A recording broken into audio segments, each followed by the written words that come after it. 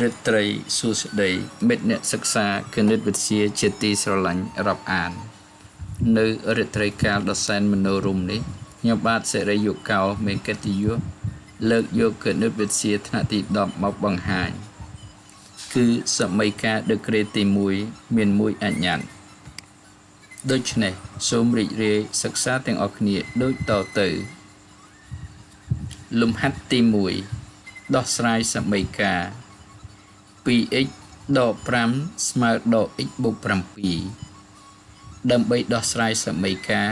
ដឺក្រេទី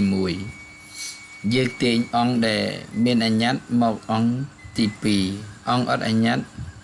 អង្គ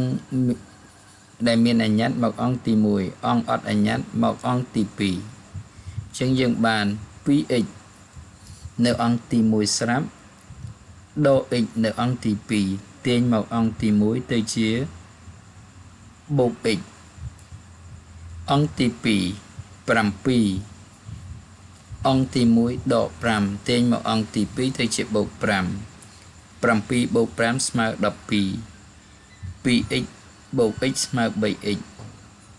3x ស្មើ12មានន័យថា3គុណនឹង x ស្មើ12អញ្ចឹងយើងបាន x ស្មើ12នៅខាងអង្គទី2ស្រាប់3គុណនឹង x ដូច្នេះមកខាងអង្គទី2ទៅជាចែក12ចែក3ស្មើ4ដូច្នេះ x ស្មើ4ជាឫសនៃសម័យកាលធ្វើការពេលថ្ងៃដើម្បីចិញ្ចឹមគ្រួសារធ្វើការពេលយប់ដើម្បីសង្គមជាតិរាត្រីសួស្តីសូមជម្រាបលា